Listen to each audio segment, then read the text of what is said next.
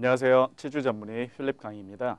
오늘은 입냄새, 흔히 이제 구취라고 하는데 구취에 대해서 그런 원인이 무엇이며 어떤 식으로 예방을 할 수가 있는지 그것을 설명을 드리고자 오늘 방송을 시작을 하도록 하겠습니다.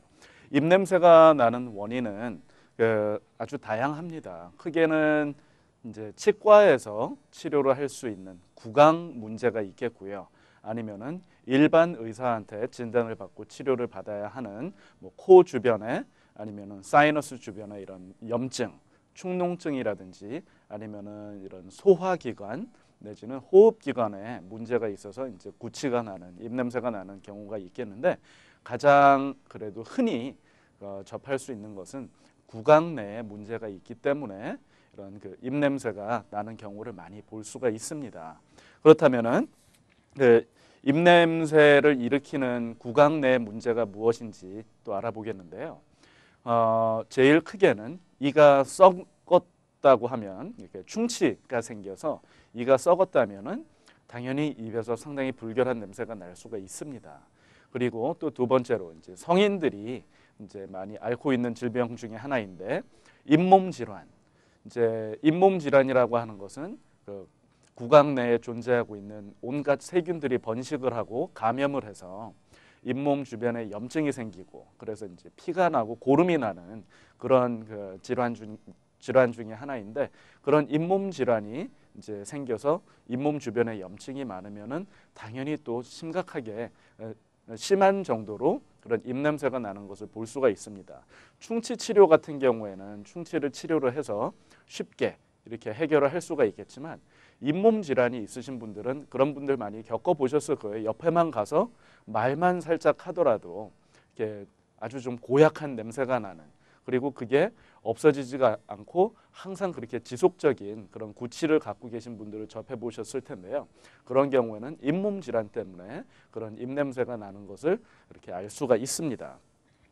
그렇다면은 입냄새의 가장 큰 원인이 무엇인가에 대해서 좀 전에 살짝 설명을 드렸었는데 세균입니다. 플라그라고 하는 그래서 플라그가 굳으면 치석이라고 이제 부르게 되는데 플라그를 제거를 하면은 입냄새를 충분히 이렇게 제거를 할 수가 있습니다. 물론 각종 질병이 있다면 그 질병을 먼저 해결을 해야 되겠지만 가장 손쉽게 그래도 잇몸 에서 나는 내지는 충치로 인해서 나는 그런 입냄새를 예방을 하는 것에는 플라그를 제거를 하는 게 사실은 제일 효과적인 방법이 되겠는데요. 그것은 본인이 집에서 할 수 있는 그런 올바른 양치질, 칫솔질과 치실 그리고 치간 칫솔이라는 것을 사용을 해서 치아와 잇몸 사이에 존재하고 있는 그런 이물질들을 다 제거를 하는 것이 이제 제일 효과적인 방법이겠는데 그렇다면은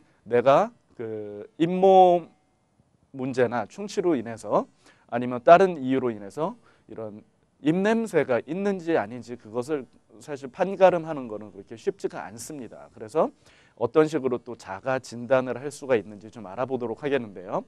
제일 손쉬운 방법은 특히 아침에 일어나서 깨끗한 종이컵에다가 숨을 쉬어보고 혹시 거기에서 이제 냄새가 나는지 그것을 이제 알아보는 게 제일 간단한 방법이 되겠고 또 두 번째로는 손을 깨끗이 닦고 손등에다가 손등을 혀로 이렇게 한번 핥아보고 그 침의 냄새를 한번 맡아보는 것으로서도 자가 진단을 충분히 할 수가 있습니다. 그리고 당연히 이제 주변에 계신 분들한테 이제 상담을 해서 특히 이제 그런 것을 좀 편히 말씀해 주실 수 있는 그런 아주 친한 분이나 가족분들한테 그런 식으로 좀 혹시 내가 입냄새가 나는지 그것을 한번 알아보는 것도 이제 자가 진단 중에 방법 중에 하나라고 할 수가 있겠는데 그렇다면은 이런 입냄새를 예방을 하는 방법들이 또 여러 가지가 있습니다. 그것들이 어떤 것인지 하나하나 알아보도록 할게요. 첫 번째로는 입이 건조해지면은 입냄새가 많이 납니다. 그렇기 때문에 물을 자주 마셔줌으로써 입이 건조한 것을 막아줄 수가 있고 또 입이 건조하면은 그런 입냄새를 유발하는 그런 세균들이 번식하기가 상당히 쉽기 때문에 이렇게 물로 구강 내를 잘 깨끗이 이렇게 세척을 함으로써 세균이 번식하지 않게끔 할 수가 없게끔 그런 식으로 이제 그 예방을 하는 방법이 있겠고, 두 번째로는 음식 섭취입니다. 섬유질을 많이 섭취를 하면은 뭐 전신 건강에도 좋은 거는 많은 분들이 알고 계실 텐데요. 섬유질을 섭취함으로써 치아와 치아 주변에 이렇게 끼어 있는 이런 플라그, 그 세균 덩어리들을 이렇게 제대로 제거를 함으로써 또 잇몸에서 이렇게 나는 그런 그 입 냄새를 또 예방을 할 수가 있겠습니다.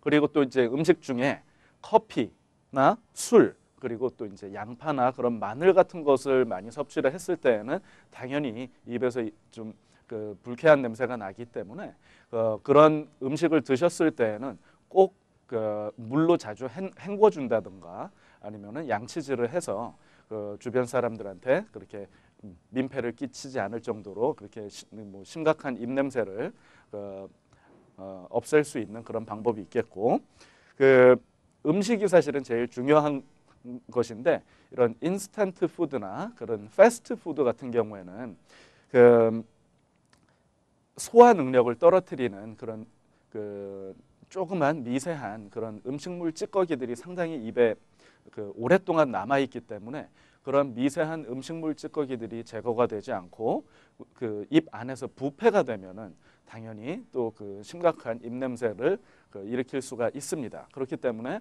이런 패스트푸드나 인스턴트 푸드 같은 경우에는 되도록이면은 자제를 해주시는 게 제일 좋겠고, 그 다음에는 뭐 할 수 없이 뭐 그런 음식을 섭취를 하셨다고 하면은 또 아까 말씀드린 것처럼 물로 자주 헹궈주고 그리고 양치질을 함으로써 입냄새를 없앨 수가 있습니다.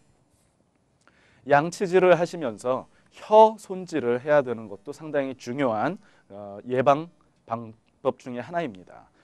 양치질을 이제 칫솔로 이와 잇몸을 다 해주시고 난 다음에 혀에 낀 흔히 말하는 백태라고 합니다. 백태를 이렇게 잘 제거를 해줌으로써 입냄새를 또 제거를 할 수가 있겠고요.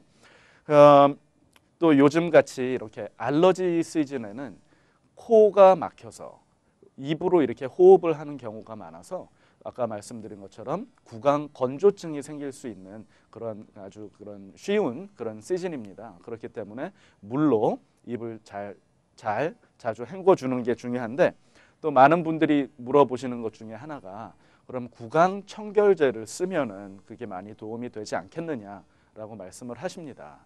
구강 청결제에는 이런 알코올 성분이 있기 때문에 너무 자주 이거를 쓰신다든지 오랫동안 쓰시면은 오히려 입안이 건조해지고 이런 구취가 나는 것이 훨씬 더 심각하니까 꼭 쓰셔야 한다면은 알코올 성분이 없는 그런 구강 청결제를 쓰시는 게 현명한 판단이라고 말씀드릴 수 있겠습니다.